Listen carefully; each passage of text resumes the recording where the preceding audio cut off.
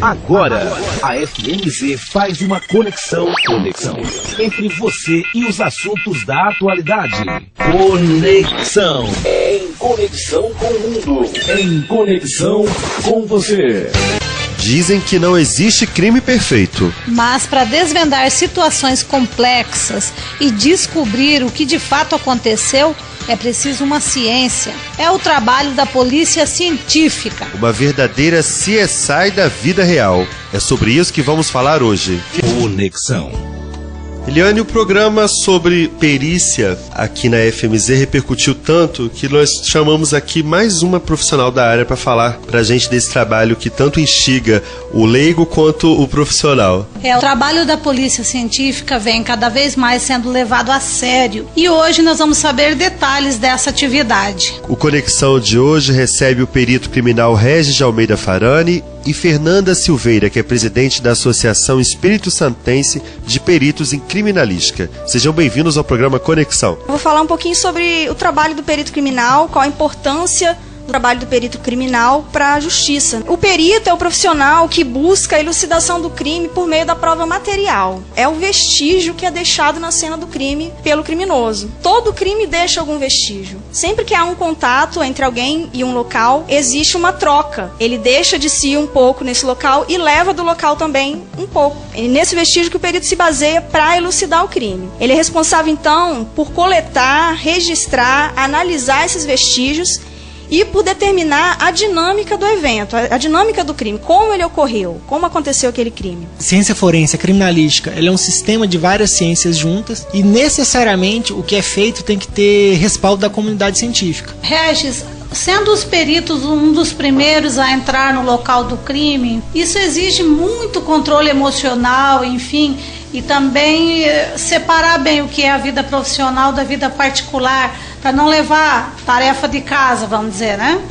Ninguém passa impune num trabalho como esse. É impossível o profissional, por melhor preparo que ele tenha, ele não se envolver, não ser afetado pelas tragédias que a gente observa cotidianamente, infelizmente. Mas tanto a vítima, quanto a sociedade, quanto a instituição, elas precisam de peritos frios, desumanos no sentido literal da palavra. Não que a gente não se importe com aquela tragédia, mas o que a população espera da gente, o que a justiça espera da gente, é uma interação sem emoção.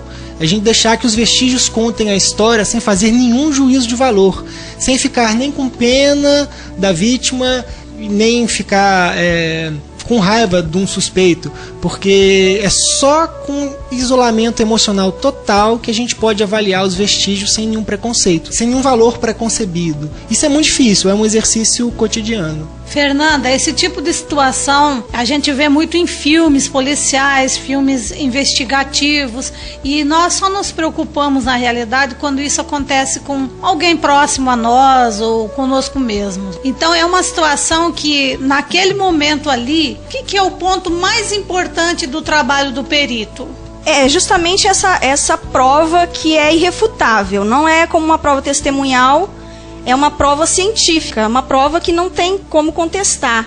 A análise científica dos vestígios, ela se baseia em várias áreas de conhecimento, em física, em química, em biologia, nas engenharias, em contabilidade. São áreas científicas que provam o delito de uma forma irrefutável. É o laudo pericial, que é o resultado do trabalho do perito na cena de crime, é que vai dar o convencimento do juiz da causa, né, e da autoria do crime. Recentemente a gente trouxe aqui o Carlos Augusto Chamon, professor do IFES e especialista em entomogenética forense, e ele mostrou pra gente que as moscas podem ser um grande canal de informação para o trabalho dos peritos. Você se especializa em qual área dentro dessa perícia? Então, meu trabalho é na seção de balística forense. A balística, ela estuda todas as armas de fogo e a gente recebe nessa seção armas do estado inteiro. Existe só uma seção de balística que recebe armas de todo o estado do Espírito Santo. Nós analisamos a eficiência dessas armas de fogo e, além disso, lá a gente faz um exame chamado microcomparação balística, que é um exame que prova que aquela arma suspeita foi a arma utilizada no crime. Através de uma comparação feita no microscópio, a gente consegue provar que aquela arma disparou o projétil que foi recolhido no local ou que foi extraído do cadáver. Ou uma cápsula encontrada, um estojo encontrado no local de crime, também a gente pode afirmar que aquela arma foi quem disparou aquela munição. Fernanda, e quais são os erros já cometidos pela falta de precisão da perícia? Você tem aí alguns destaques para a gente entender melhor esse universo? Bom, a perícia hoje, a limitação que a gente pode dizer que tem é em relação à estrutura, à tecnologia, que ainda nos falta algumas coisas, e o pessoal, né? O efetivo que a gente tem hoje ainda é muito pequeno para a demanda que a gente tem do estado inteiro. Como eu disse, a seção de balística é uma só para atender todo o estado. As regionais do interior é só um perito de plantão. Então, isso dificulta um pouco a gente conseguir abranger tudo o que a gente poderia estar fazendo, com a qualidade, né, ideal que a gente poderia utilizar. Agora, Fernanda, a gente sabe que crime não representa apenas o crime de morte, né, de assassinato. A perícia também trabalha, por exemplo, numa invasão, algum escritório, uma agência bancária que foi revirada, uma bomba que explodiu. Mas no caso especificamente de assassinatos, o cadáver tem muito a dizer ao trabalho do perito? Sim, a gente diz que o cadáver é que fala para o perito, né, tudo o que aconteceu. A gente coleta essas informações, esses vestígios do cadáver, do local. Eles dizem realmente pra gente tudo o que aconteceu ali. Os casos mais conhecidos aí em que foi feito justiça devido à perícia, você poderia expor algum caso sem expor as pessoas? Sim. Como eu disse, o laudo pericial ele é essencial no processo para o convencimento do juiz. Por quê? Por ele ser essa prova material, ele ser incontestável. Então tem vários casos em que sem haver perícia não teria como provar realmente que foi a autoria ou como aconteceu. A perícia também atua em acidente de trânsito, né? Não é só em casos de homicídio, em várias áreas. Perícias de informática, a gente abrange muitas áreas de conhecimento. Temos como exemplo aqui na região sul, um caso, por exemplo, de uma mulher que foi encontrada morta na casa dela. A suspeita era de que ela tinha caído da escada. E a perícia conseguiu provar que ela foi jogada da escada. Os vestígios encontrados no corpo e no local conseguiram provar que houve ali um homicídio e não um acidente.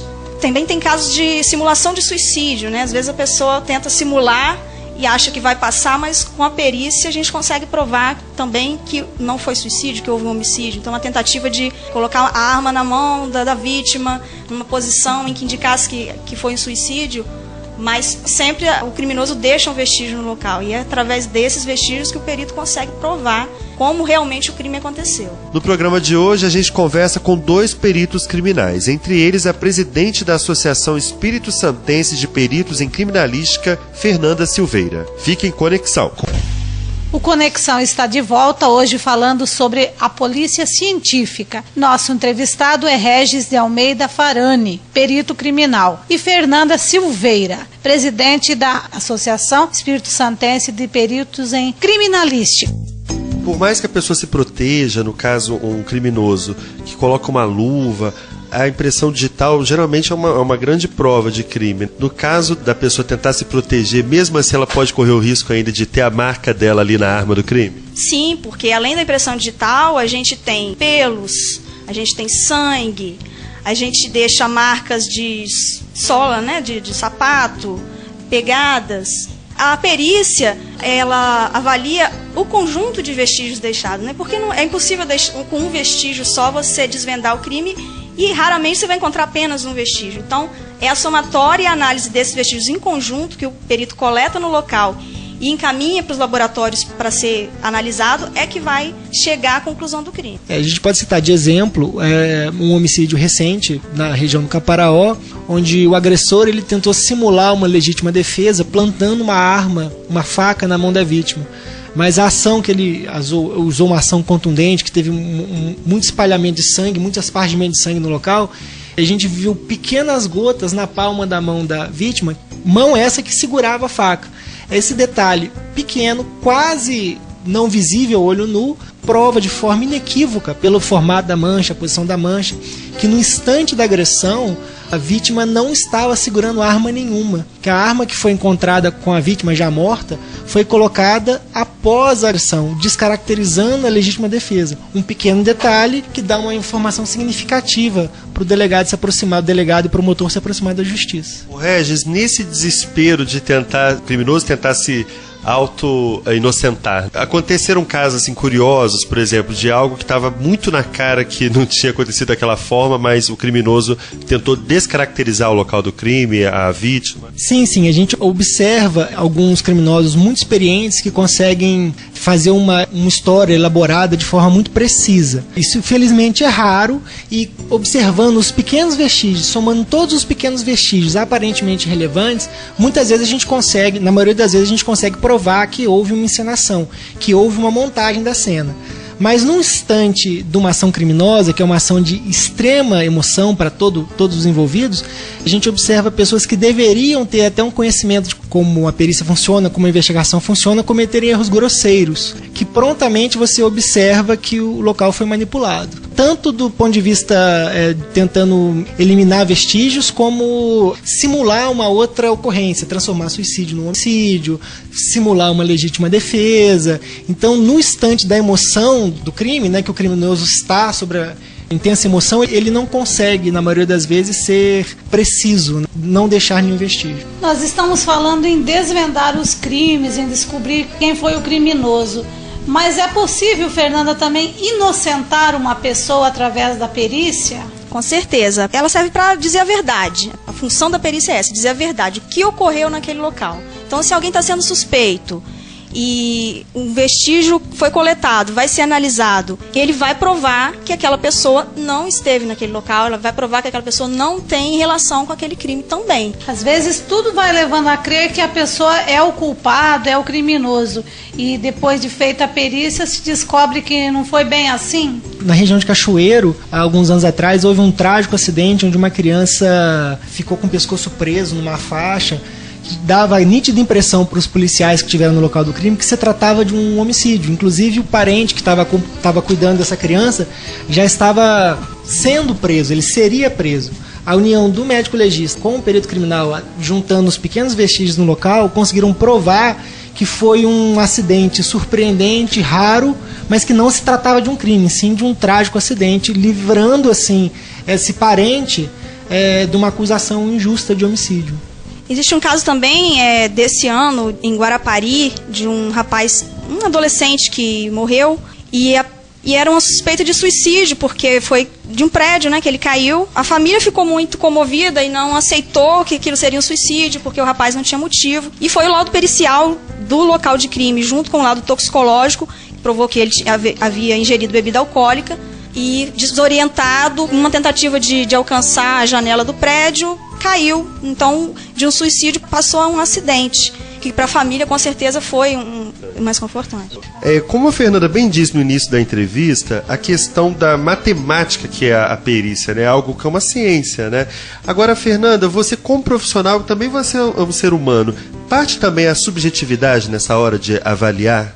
A perícia ela tem que ser objetiva, ela não pode se envolver, ela não pode levar emoção, justamente porque a prova é material e tem que ser levada a sério, né? A gente não pode se envolver a ponto de achar alguma coisa, a gente tem que deixar claro cientificamente a prova. E esses casos citados em alguns inquéritos em que a pessoa utiliza, por exemplo, um contato com a pessoa que já morreu, enfim, já é considerado como prova ou não? Existe um caso curioso que aceitaram, né, a intervenção do médium, né, que até o Chico Xavier, mas isso é uma exceção. Nenhum método da perícia que não tenha respaldo da comunidade científica internacional pode ser considerado perícia. Por mais fé que a pessoa tenha em alguma intervenção parapsicóloga, enfim, de religião, isso jamais vai ser aceito como prova pericial. Os mortos falam, mas nem tanto. Os mortos falam, e às vezes eles escrevem a história do crime com o próprio sangue, isso não é nem força de expressão, isso é verdade. Mas o que ele tem a dizer pra gente, o último testemunho que o morto faz com o perito, são através de pequenas alterações materiais no mundo físico. Não é uma abordagem espiritual, não é uma abordagem esotérica. E os crimes virtuais? Eles ficam difíceis para a perícia? Como eles funcionam? Hoje em dia a gente tem alguns especialistas, são poucos, mas trabalham em Vitória, né? E tem uma demanda muito grande, porque a internet hoje é vista como terra sem lei, porque o criminoso ele tem a falsa impressão de que ele não vai deixar vestígios da ação criminosa dele, mas o especialista em informática, né? A gente tem engenheiros de computação, temos programadores que eles conseguem buscar esses vestígios, seja no computador do acusado, o computador apreendido pela polícia, ou até mesmo na própria rede.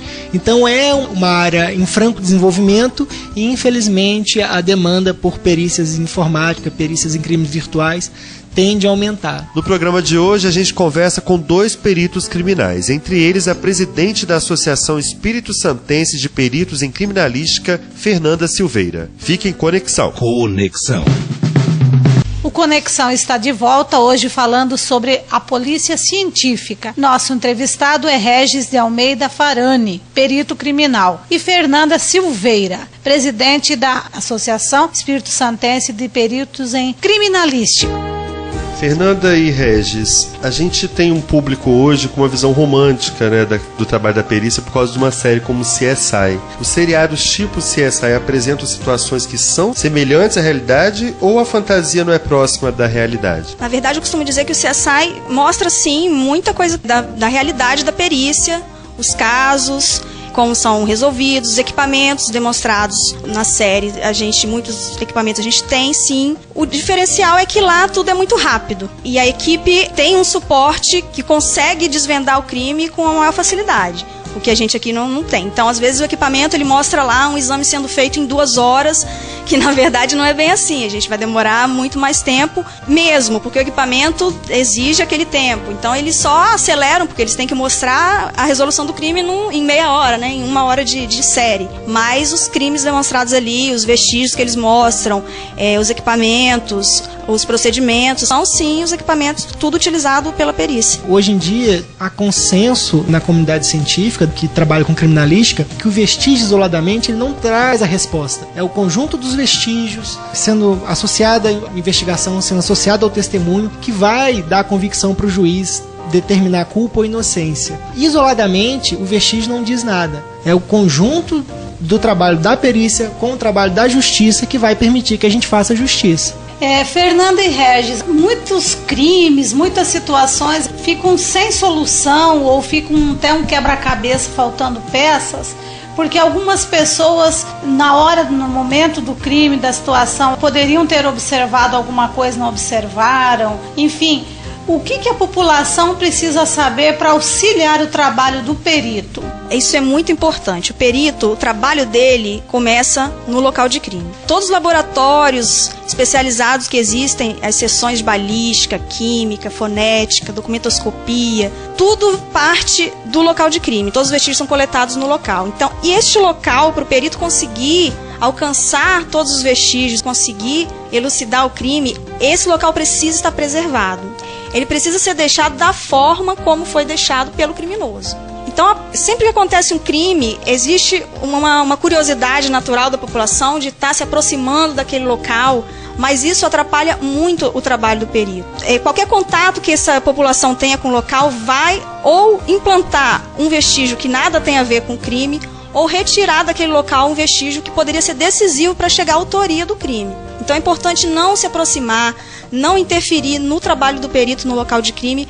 O isolamento desse local é muito importante. Então o primeiro policial que chega, que é a PM normalmente, ela precisa isolar adequadamente o local para que a população não invada essa área. Muitas vezes quando a PM chega, o primeiro policial chega na cena do crime, a população já praticamente invadiu o local. Como a Fernanda explicou no início da entrevista, todo contato vai gerar uma marca. A simples presença do curioso na cena do crime, ela vai prejudicar, vai encobrir as marcas, os vestígios relacionados ao crime. A população que vai por mera curiosidade mórbida num local de crime, ele está contribuindo com o criminoso. Ele está favorecendo a impunidade.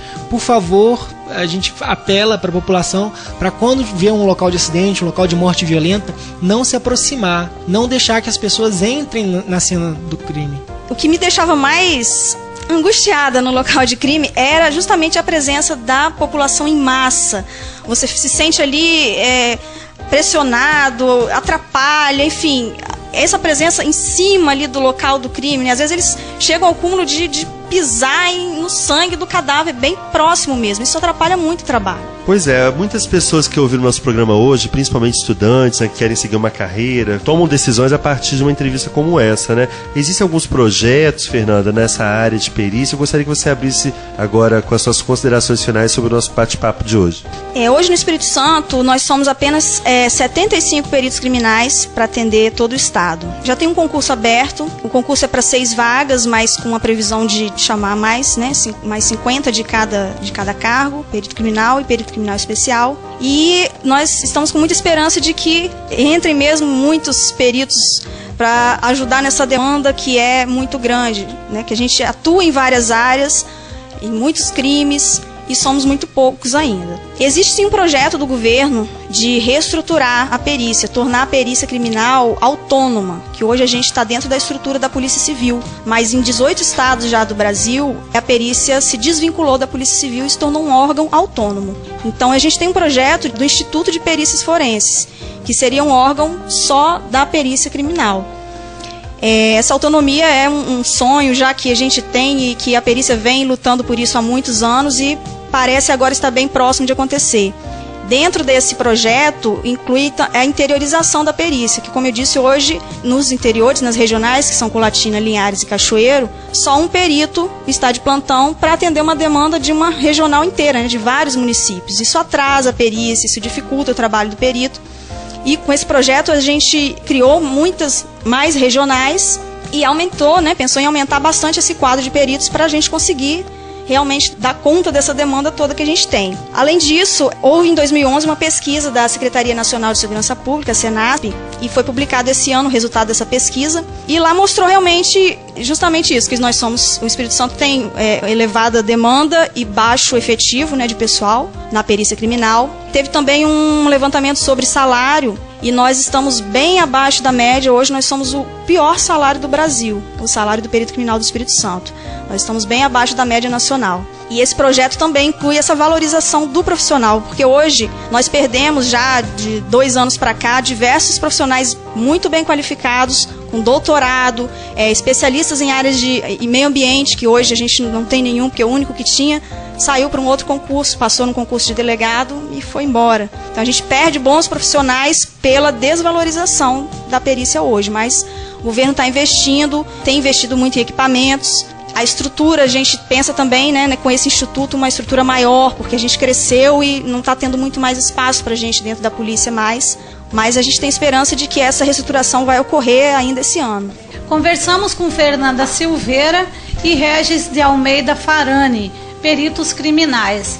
Regis, também abrimos agora espaço para suas considerações finais. Esse trabalho, a gente espera que um dia, né, a gente não tenha uma demanda tão grande quanto se observa hoje em dia. Todo dia a gente acorda para trabalhar, para ajudar a justiça, na esperança de diminuir os índices de homicídio e tornar uma sociedade menos violenta. Infelizmente hoje a gente tem um desafio muito grande, contamos com a população, contamos com todo o trabalho do restante da polícia, do judiciário, para, enfim, diminuir essa violência. Enquanto a gente tivesse elevado taxa de homicídios, né, o trabalho da perícia ele vai precisar de maior investimento, maior energia da parte do governo, até mesmo para a gente combater a impunidade. Conexão.